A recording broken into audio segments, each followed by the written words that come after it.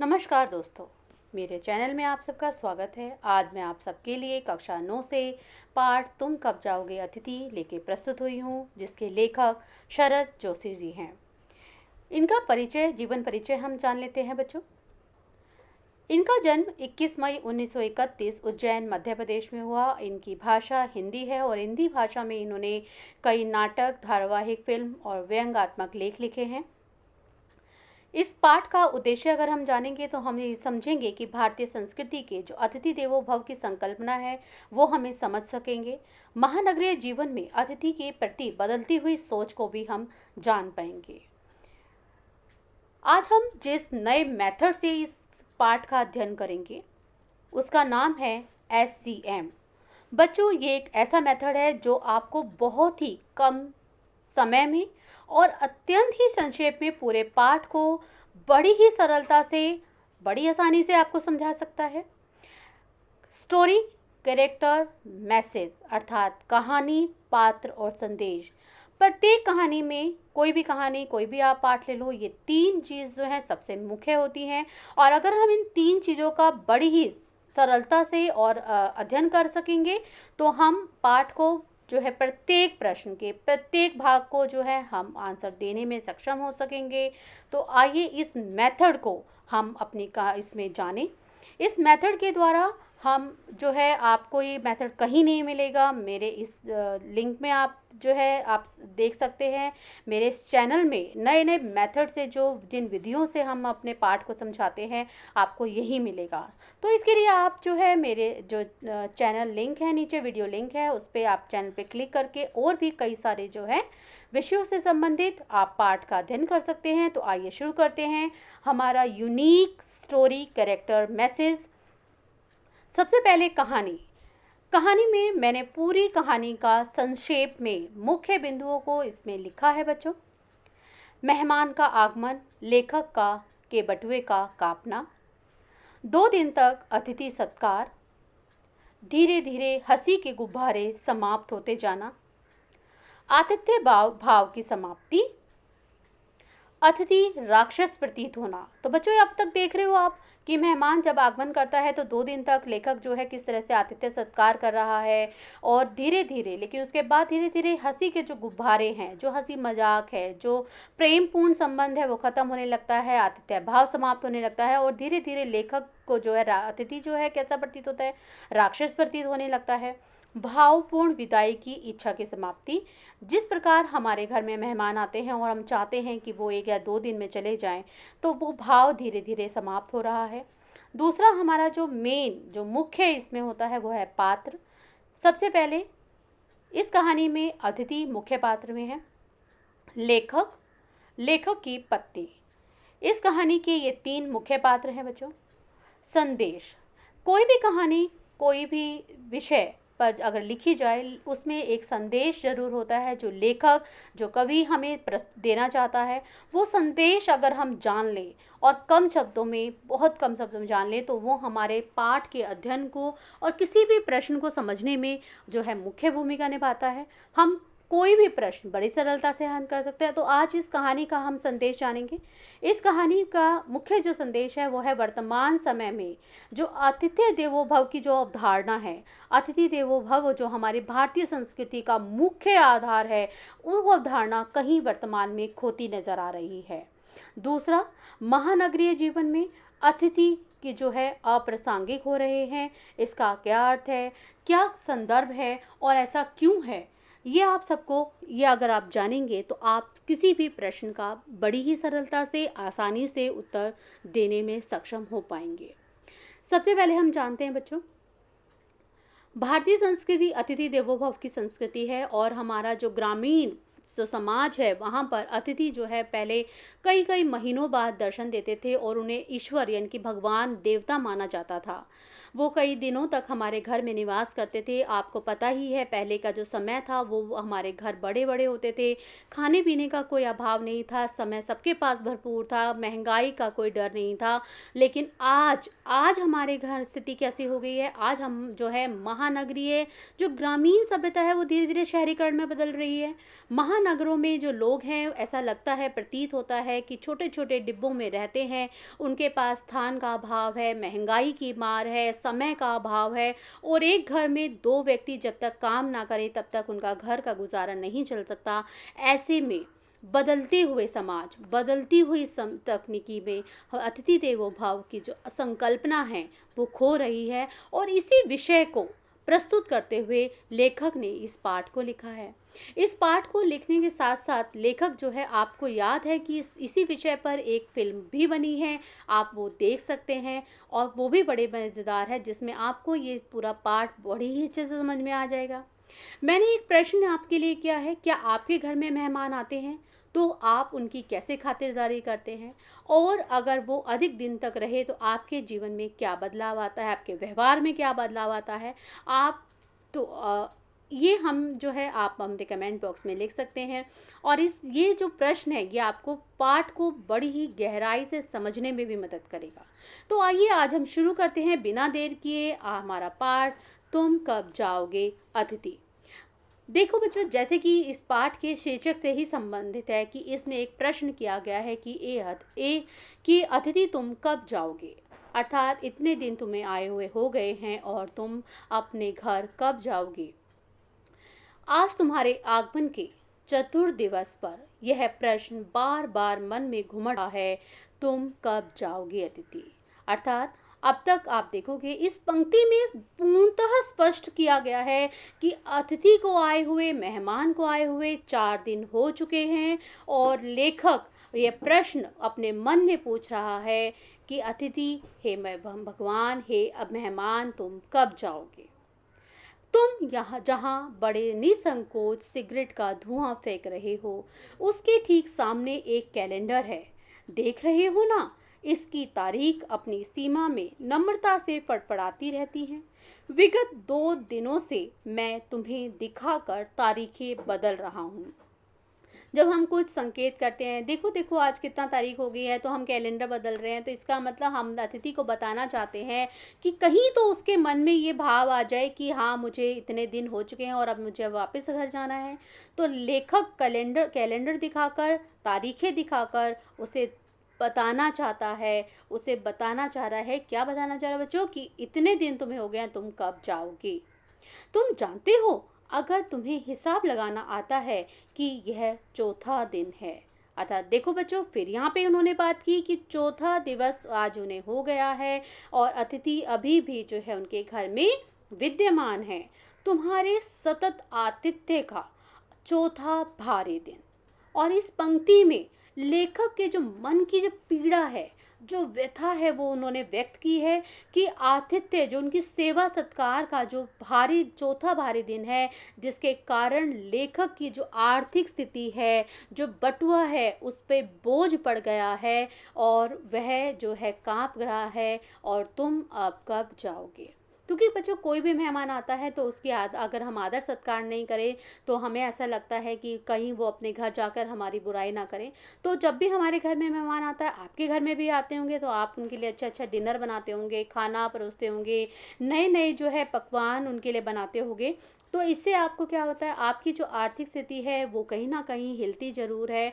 और हमें लगता है फिर वो जब जाते हैं तो उनके लिए वस्त्र, उनके लिए जो उपहार है वो भी हम देते हैं।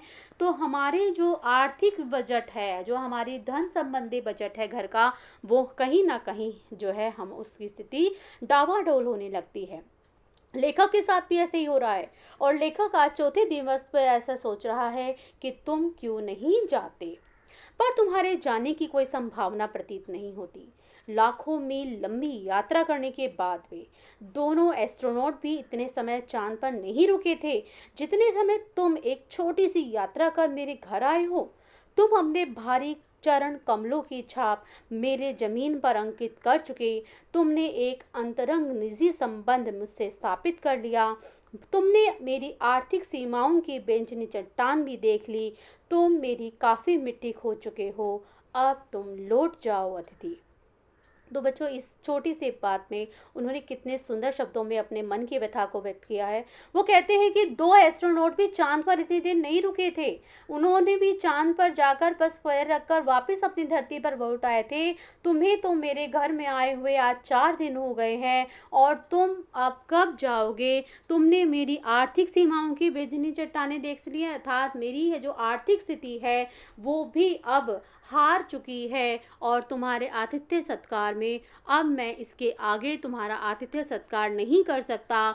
मेरी ज़मीन मतलब ज़मीन खुदने मिट्टी खुदने का अर्थ है कि मैं हिल चुका हूँ। और जब जैसे कहते हैं नींव हिल जाती है, जब हम इमारत का डालते हैं, इमारत के जो आधार होता है वो नींव होती है, और अगर नींव हिल जाए या कमज़ोर हो जाए तो हम ऊपर की जो इमारत ढह जाती है।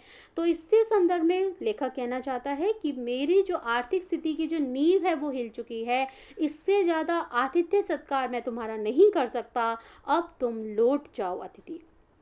तुम्हारे जाने के लिए यह उच्च समय अर्थात हाई टाइम है कि अब इससे ज़्यादा 4 दिन हो गए, इससे ज़्यादा मैं तुम्हें बर्दाश्त नहीं कर सकता। और क्या तुम्हें तुम्हारी पृथ्वी नहीं पुकारती तो तुम अपने घर लौट जाओ।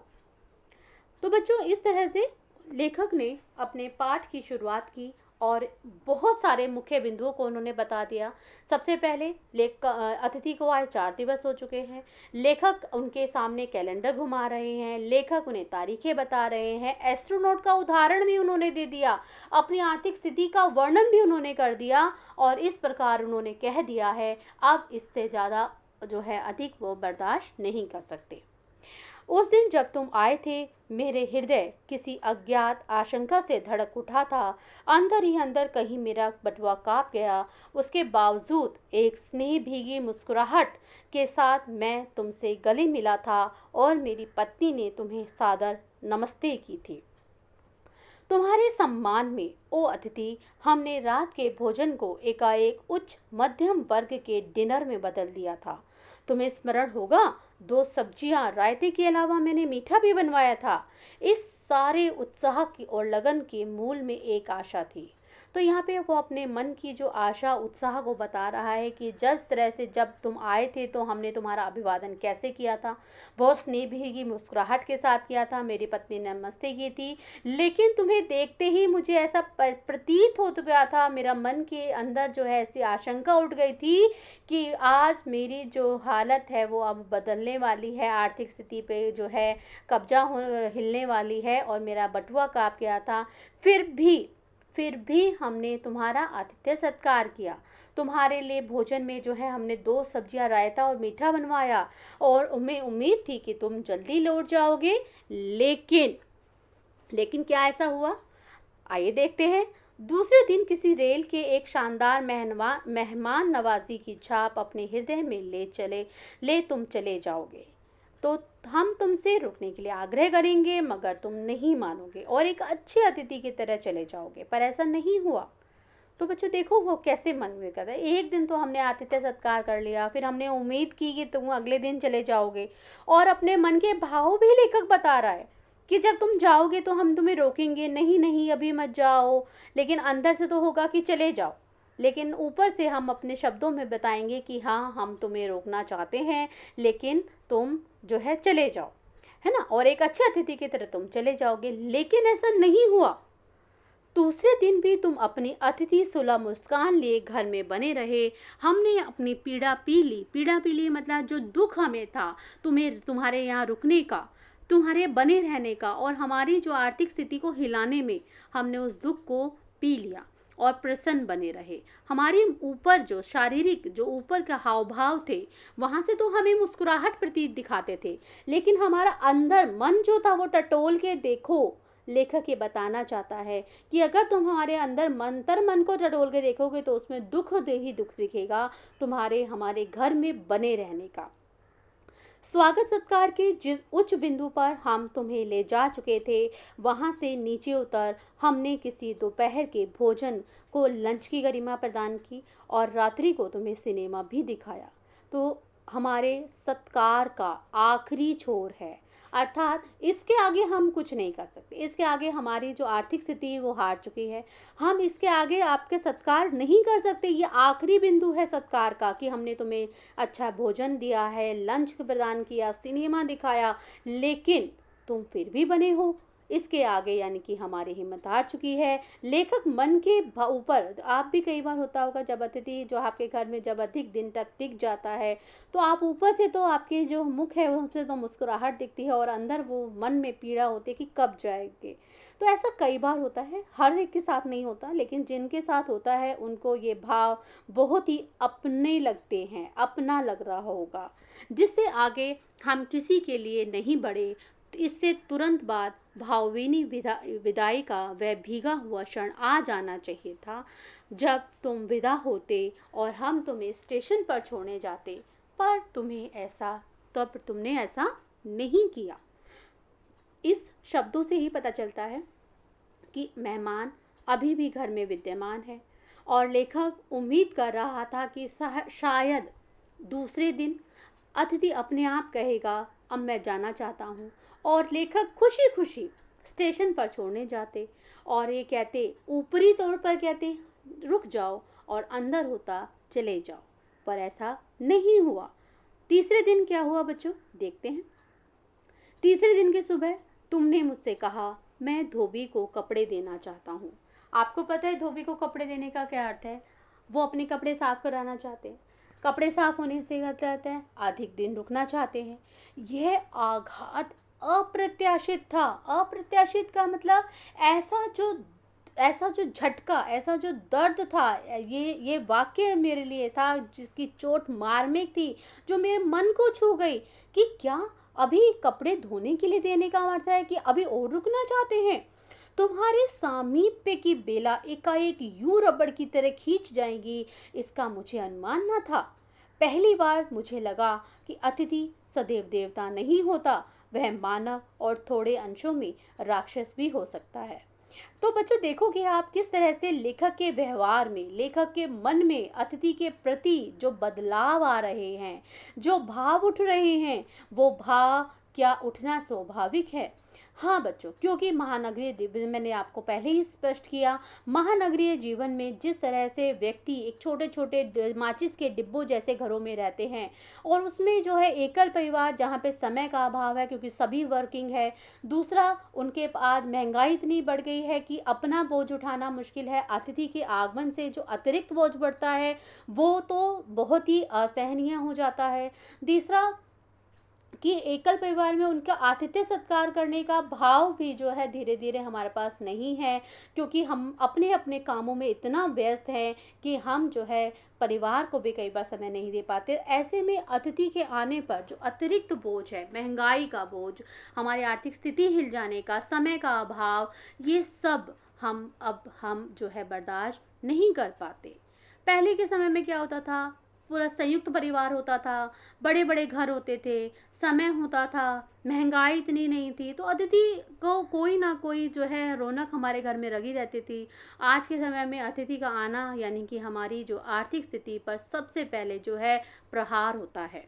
तो यही चीज़ जो है लेखक इसमें बताना चाहता है कि कैसे जब अतिथि एक दो दिन रहता है तो वो देव के रूप में रहता है, हम उसकी पूजा करते हैं, हम उसका आतिथ्य सत्कार करते हैं, अच्छा अच्छा खाना बनाते हैं, घुमाते हैं फिराते हैं, लेकिन धीरे धीरे वो मानव से राक्षस के रूप में प्रतीत होने का अर्थ है कि वो जब अधिक दिन हमारे घरों में रहता है और हमारे ऊपर बोझ बनने लगता है तो हमें वह मानव से राक्षस की तरफ प्रतीत होना लगता है ना।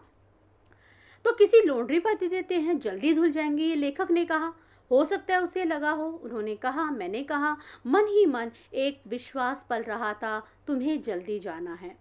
कहाँ है लॉन्ड्री? चलो चलते हैं, मैंने कहा और अपनी सहज बनियान पर औपचारिक कुर्ता डालने लगा। कहाँ जा रही हैं? पत्नी ने पूछा। इनके कपड़े लॉन्ड्री पर देने हैं, मैंने कहा।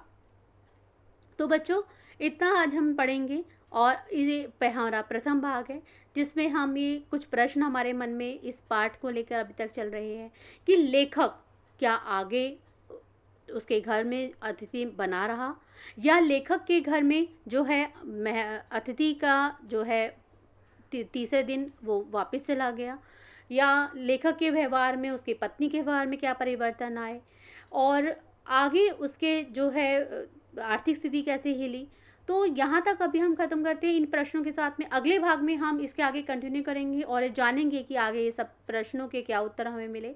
तो हमने जितना अभी तक भाग पढ़ा उसका हम पुनरावलोकन करते हैं। कुछ प्रश्न मैंने लिखे हैं जिसका आइए अध्ययन करते हैं। सबसे पहले, लेखक का बटुआ क्यों काप गया? आपको पता है बच्चों, लेखक जो है उसका बटुए कापने का अर्थ है कि मेहमान जो है उसके घर में आ गया है, और मेहमान के जो आतिथ्य सत्कार में जो अतिरिक्त बोझ है जो उस पर पड़ रहा है वो वह बर्दाश्त नहीं कर पाएगा, जिसके कारण लेखक ने लिखा कि उसका बटुआ जो है वो काप गया। दूसरा प्रश्न, तीसरे दिन की सुबह अतिथि ने क्या कहा? तीसरे दिन की सुबह हमने अभी पढ़ा था, अतिथि ने कहा मैं कपड़े धुलवाना चाहता हूँ। तो जो ये आघात था ये लेखक को बिल्कुल भी अप्रत्याशित लगा, क्योंकि कपड़े धुलवाने से उसे ऐसा लगा कि शायद अतिथि अभी और दिन रुकना चाहता है। अगला प्रश्न हमारा इसमें बन सकता है, लेखक अतिथि को कैसी विदाई देना चाहता था? लेखक चाहता था कि अतिथि 1-2 दिन रुके और चला जाए, और वह भावपूर्ण मीठी मुस्कुराहट के साथ विदाई देना चाहता था। स्टेशन पे उसे छोड़ने जाना चाहता था, मन से कहना चाहता था अभी रुक जाओ, लेकिन वो चाहता है वो चला जाए, लेकिन ऐसा नहीं हुआ, है ना। और अगला प्रश्न बनता है, अतिथि का सत्कार कैसा हुआ? आपको सबको पता है, जैसे ही अतिथि उनके घर में आए उनका जो डिनर है वो उच्च मध्यम वर्गीय डिनर बन गया, और उनके लिए 2 सब्जियां, रायता, मीठा सब कुछ बनाया और बहुत अच्छे से उनका आदर सत्कार किया। 2 दिन तक उन्हें स्नेह जो है खाना दिया, अच्छा अच्छा पकवान दिए, सिनेमा भी दिखाया। तो सत्कार में उन्होंने कोई कमी नहीं रखी। फिर एक प्रश्न आता है, अतिथि को आए कितने दिन हो गए? ये तो प्रथम पंक्ति में ही आपको दिख जाएगा कि 4 दिवस हो चुके हैं और जो है अतिथि अभी नहीं जाना चाहता। बच्चों, इस तरह से आप देखोगे हम बड़े ही रोचक ढंग से नए मेथड के साथ में आपके लिए वीडियो बना के लाते हैं, और जो आपको बहुत पसंद आएगा, आपकी समझ को विकसित करने में और ये मदद करेगा।